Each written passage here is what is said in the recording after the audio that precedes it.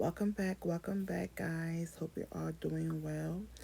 Today, we're just going to talk about a subject that I've talked on previous on this channel, but I believe the Lord wants me to talk about it once again and explain in detail what this is.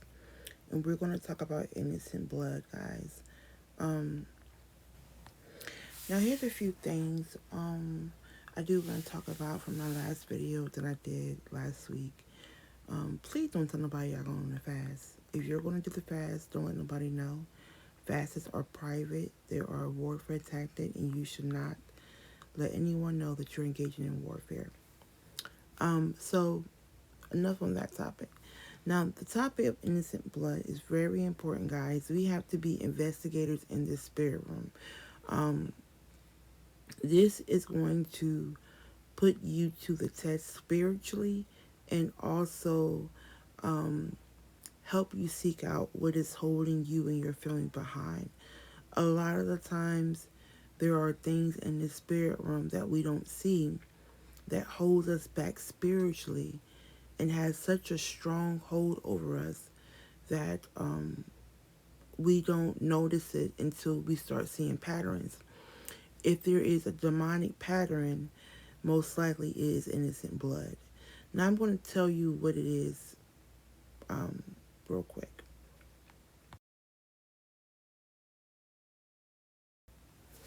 Now, a demonic pattern is something that happens over and over again on the same bloodline. That means if there's a lot of murder on the bloodline, a lot of the family members will be murdered. If it's rape on the bloodline, a lot of members are on the bloodline are raped. So that is a demonic pattern. Normally, a demonic pattern shows that there's something on the bloodline preventing you from moving forward, and it affects everybody. And this is also why we talk about innocent blood, because innocent blood affects everybody. It's not just one person on the bloodline. Unlike other covenants or other spiritual demonic forces, it affects everybody in different ways. Um, so for instance, you may have something that happened on your bloodline as far as murder. Someone in your family has killed somebody, and the person they killed was innocent. They may have killed them out of anger, out of frustration, whatever, or even jealousy. Because of that, now all of your family members are cursed because innocent blood is a curse. All y'all family members are cursed, and y'all are dying before the age of 25. Well, that age, that number has an importance, because when someone dies, let's say if someone died at the age of 25, right? And all of your members start dying at 25. It's like it's doing a tit for tat thing. And this is why the Lord also explains to us why we should not be doing the eye for eye or tooth for a tooth. He was saying this because once you start doing an eye for eye or tooth for a tooth, whatever you have been doing, it goes onto your bloodline. And it affects everybody. Now, most of the people that it affects is innocent people that has nothing to do with whatever would happen on the bloodline. The reason why is because that person that died was innocent, meaning they died before their time. They were supposed to do something on this earth, and you took whatever they were supposed to do from on this earth, you took it away from them. So now the blood cries out. And so when the blood begins to cry out, it begins to plead its case to God. And this is why also when Cain killed Abel in the field, the Lord said, why do your brother's blood cry out from the ground? I think he said Shiloh. But he said, why do your brother's blood cry out to me? And so then he tells Cain, hey, you're going to be cursed. Okay? You're going to be cursed from the time you wake up and the time you go to sleep. And so this is what we're seeing in the Bible, that when people die or something happened to a person, it's automatically you are cursed. Um, Cancer is a curse. A lot of the times, children are born into this world and they're born with cancer. That is not normal because the Bible tells us that the Lord wants us to multiply. He wants us to have an abundance of life. And so when things start going wrong in the life or a child's life, someone who is completely innocent who just got on this earth, you have to think about what type of curse it is that is affecting them. And most likely is going to be an innocent blood curse where something was affected on the bloodline long time ago and now they're just feeling the effects of it. So how you do this, you have to be an investigator in the spirit room. You have to go in the spirit room, talk to God, figure out what is going on. Why are you having these things, these patterns, demonic patterns on your bloodline? Because if you don't, it'll just get worse. Now, this only happens if the ancestor did not repent. Okay, guys? What I mean is they didn't have a chance to repent. They didn't seek out the Lord for anything. This only happens if they do not repent. What it means is it stays on your bloodline for so long until someone comes along and repent. This is why when you go against innocent blood, you have to repent first on behalf of whatever. It doesn't matter. Even if you had nothing to do with it, remember, the enemy, he is accusatory, okay? He will accuse you and accuse your whole bloodline, right? Before, and you may not have nothing to do with it. So you have to go and repent first. And then once you repent, the Lord will give you assignment to attack it. Then you go to attack it. Some of innocent blood has to be attacked in the spirit in a certain way. Some of them has to be doing a fast. Some of them can do it with prayer. It just depends on what type of innocent blood. There are several. There's murder. There's kidnapping. There's rape. There's incest. Okay, so these are just some of the stuff that happens on the bloodline and it affects you. You who may have nothing to do with it. Okay, I know a woman who had 5 sons. Okay, all of her sons were on drugs, all of them. And I said that has to be a curse. She had 5 sons. All of them were on, from the oldest to the youngest. And then one of them died. And so it was so bad. And I said, this has to be a curse. And it was only to when I start going to my bloodline and start attacking things in the spirit room that I realized this is part of innocent blood. So because I started being an investigator first and seeking out the Lord, I started coming across a lot of things that were on my bloodline that I did not know. I was releasing anything that was going on in the spirit. So the enemy cannot bring that up anymore. Because the enemy like to bring stuff up in the spirit realm. Stuff that you ain't got no business to do with. But he loves to bring it up to have any type of contact with you. And so he kept bringing that subject up to the Lord. We know this because in Job, he talks about how he been scouring the earth. The enemy is a great accuser. He only scoured the earth to find those who are innocent or those who are guilty of something. Okay? He wants to take the innocent and he wants to take the guilty. So this is why as people we have to as Christians we have to start going in the spirit realm, being an investigator. Okay? Being an investigator in the spirit realm to figure out what is going on. Now, you see some of the Bible verses right here. Final words, guys. I'm going to read from Proverbs chapter 1, verse 10. I'm going to start at verse 10. And this explains the spirit behind the innocent blood and how it affects you. Now, here's what it says. My son, if sinners entice you, do not consent. If they say, come with us, let us lie await to shed blood. Let us lurk secretly for the innocent without cause. Let us swallow them alive like Shiloh, and whole like those who go down to the pit. We shall find all kinds of precious possessions. We shall fill our houses with spoil. Cast in your lot among us. Let us all have one purse. My son, do not walk in the ways with them.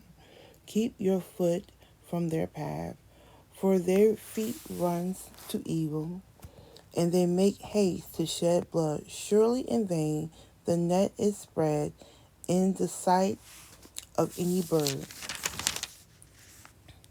But they lie wait for their own blood. They lurk secretly for their own lives. So are the ways of everyone who is greedy for gain. It takes away the life of its owner. Now, guys, I want to go back a little bit. And if you hear me flipping through the pages, I'm actually at my Bible. So the first part, right? He says, my son, if sinners entice you, do not consent, okay? But we're going to go down to verse 11 and 12. Because this verse right here, even 13, it tells you exactly what is happening. And so it said, if, so let us lie await to shed blood. So in the first beginning, it tells you, hey, come with us. We want to kill somebody. All right. And then it said they lurk secretly, right? So they're lurking secretly. They're waiting secretly to kill somebody or to hurt somebody, right? For the innocent without cause. Meaning they have no cause to hurt anybody. They just want to do it just because it enticed them. That's the word, go back to the word entice. Okay? And it says at the bottom of 12, it says, well, at the first beginning of 12, it says, let us swallow them alive like Shiloh, and whole like those who go down to the pit. And so I begin to think, well, wait a minute. First, they said they want to kill somebody, right? They wanted to kill somebody, right? And most likely, if they're talking about they want to kill somebody, it already happened, right? Then I start going down, and it says, let them swallow them alive. The word alive, like Shiloh. Shiloh is another word for hell. Or let them go down to the pit, whole down to the pit, right? And I said, wait a minute. This is not a person talking. It's a spirit talking. Because it tells you, hey, we're waiting for blood, okay? But then it said, let them swallow them alive. What is alive when it dies? The spirit. When you go to heaven or to hell, your spirit still alive. The body dies. This is why the Jesus, when he resurrected, he said, oh, I'm still alive on this earth. But the body dies first. So this is a spirit talking through a person who is lurkingly, secretly waiting to kill somebody. Innocent without cause, right? And he's trying to get other people to come along with it because that person may be innocent in itself. This is why a lot of the times people are wondering why, hey, if it was just a robbery, why did it end in murder? Because there's always somebody in that group that don't just want the money. They want to kill that person. It doesn't matter who it is. It's because the spirit that rise up in them want blood. Then you go down, right? Now verse 16, right? it says, for their feet runs to evil. They have intention of doing evil against a person, right? And it says they make haste to shed blood. They want to kill somebody. They want to hurt somebody, okay? It does not matter who it is. Now, going to verse 18, right? At the bottom of verse 18, it says, they lurk secretly for their own lives, meaning you take someone else's life that was innocent, who had nothing to do with it. Your life and the life of your people, the life of your bloodline will be affected, okay? And once someone commits some type of sin on a bloodline, it stays there until someone else comes to either take it off or repent or seek God in the matter. It stays there. Um, as I said before, a lot of the times we don't see this thing, but we see demonic patterns. For instance, if you if a person was murdered on your bloodline or kidnapped on your bloodline or raped on your bloodline and they were 25 years old and they died in winter. Well, when winter come around, everybody in the bloodline is affected. You start seeing a lot more rapes. You start seeing a lot more murder. You start seeing a lot more kidnappings. Whatever sin that was committed against that person who died innocently will start happening to your family. Why? Because the person that was killed innocently, they had a purpose on this earth. They had, the Lord may have wanted them to complete assignment. And by the person dying early on, that was taken away. And so this is why the bloodline cries out to the Lord. They cry out because they want justice. And this is why in the Bible you notice the Lord cursed generations. He didn't just curse one person. He cursed generations.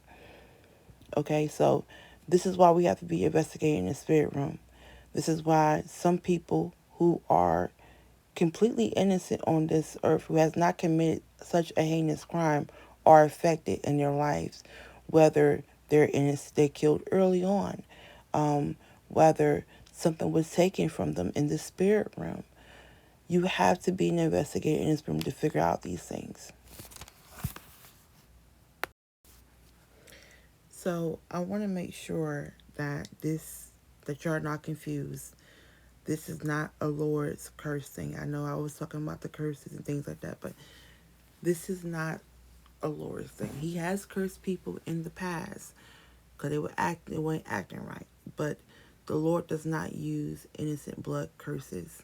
This is more of the enemy and his evil tactics that he uses against you.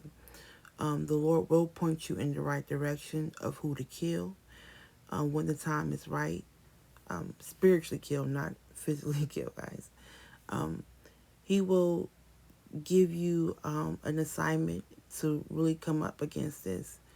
So I just want to make sure y'all not confused. The Lord is not cursing you. This is an enemy curse. This is why you got to be an investigator in the spirit room to figure out what type of curse coming upon you, because there's several. There are several different innocent bloods, and you just got to figure out what is fit for you. I do want to say this also. This is not a generational curse. There are different curses, but this is not a generational curse, guys. This happens because someone died innocently and one of your ancestors are responsible. Okay? This is what happened. A generational curse is a little different. It's because a lot of the times when people are affected on a generational curse, there was a covenant there. So I hope it really helps you guys to go into the spirit room and start attacking these things as so. Because a lot of the times we don't see a lot of it and we are still affected as Christians. So making sure that you be an investigator in the spirit room asking the Lord questions. Hey, what's going on? What happened? He loves when you are intrigued by these things. And then that way you can go in the spirit realm and free not only yourself, but your bloodline. Because once one person stand up on the bloodline, that's kind of it. The Lord just want that one person to stand up for the bloodline. So I hope this all helped you guys. I'll see you in my next video. Bye. Be blessed.